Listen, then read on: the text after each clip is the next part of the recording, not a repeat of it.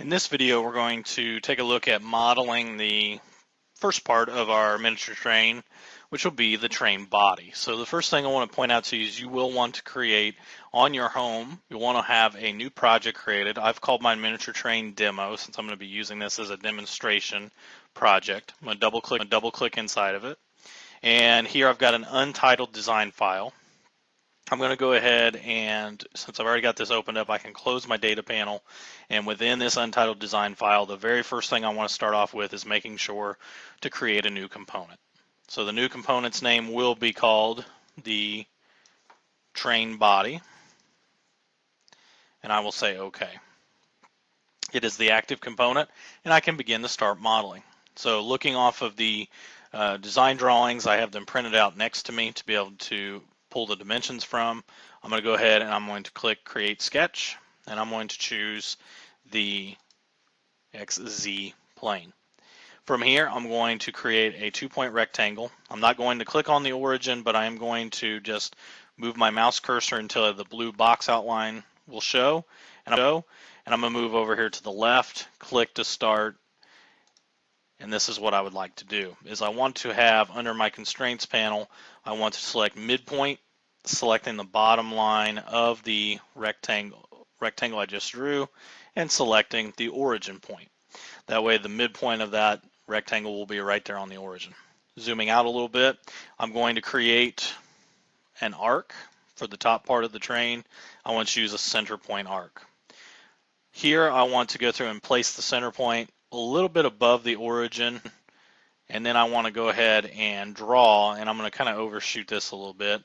I'm going to draw an arc starting over here, so that way I'm way past out the left side of my rectangle, and I'm going to go out past to the right as well. So what I'm going to end up doing here, taking a horizontal vertical constraint, selecting my center point of the arc that I first clicked on, and lining that up vertically with the origin point. I also would like to go under the Modify panel, click Extend, and extend the two vertical lines on my rectangle up till they touch the arc. Then utilizing the Trim tool, I can trim away this middle line that is separating the rectangle, and I'm going to trim away the excess areas of the arcs that I don't need by clicking on them. From here, I'm going to press the D key on my keyboard, or I can click on Sketch Dimension. Clicking on the bottom line of the rectangle and then clicking on the center point of where the arc started. This is going to be 0.375 with the dimensions and with those geometric constraints being applied. That will go through and resize the sketch. Let me drag this dimension over just a little bit more. And then that way, that will show up as a solid black dot for our particular case.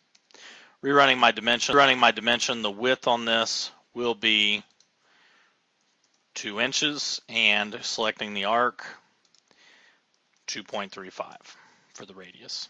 We are fully constrained, noted by the black lines around the outsides, and I'm going to say Finish Sketch. From here, I'm going to select Extrude, and then I am going to do a little bit of a different option on the direction. I'm going to choose Symmetric.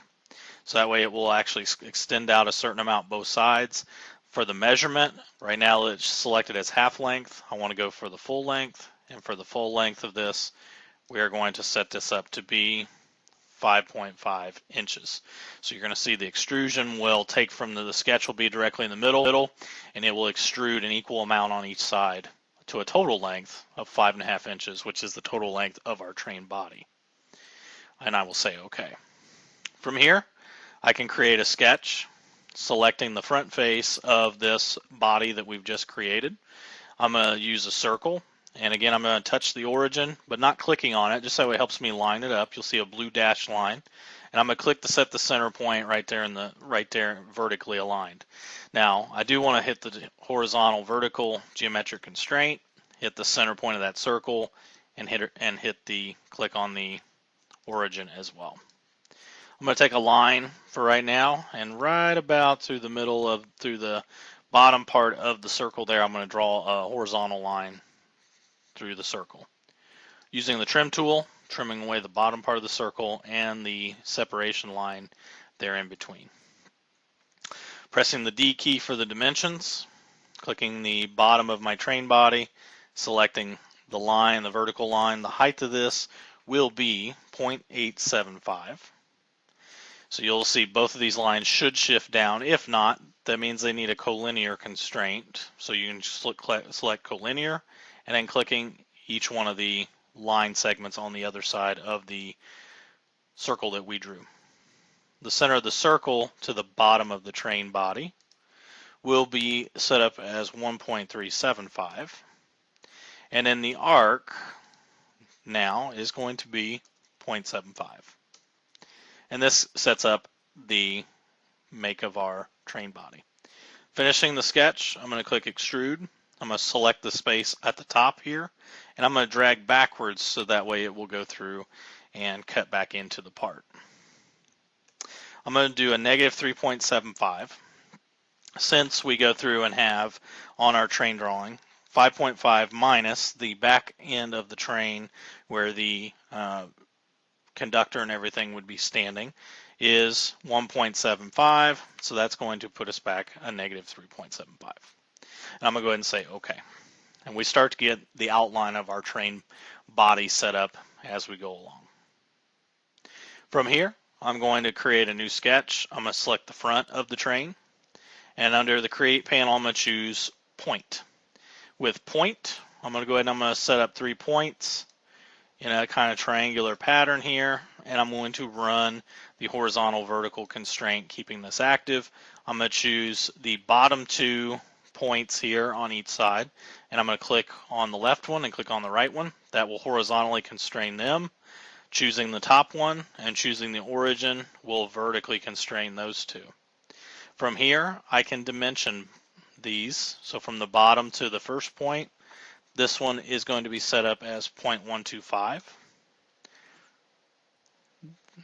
The height from here, from the bottom of the train to that top point, will be 0.625.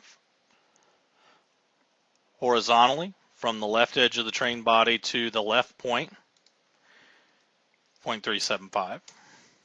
And then from the left edge of the train to the right point, so notice where the extension lines will be, is going to be 1.625.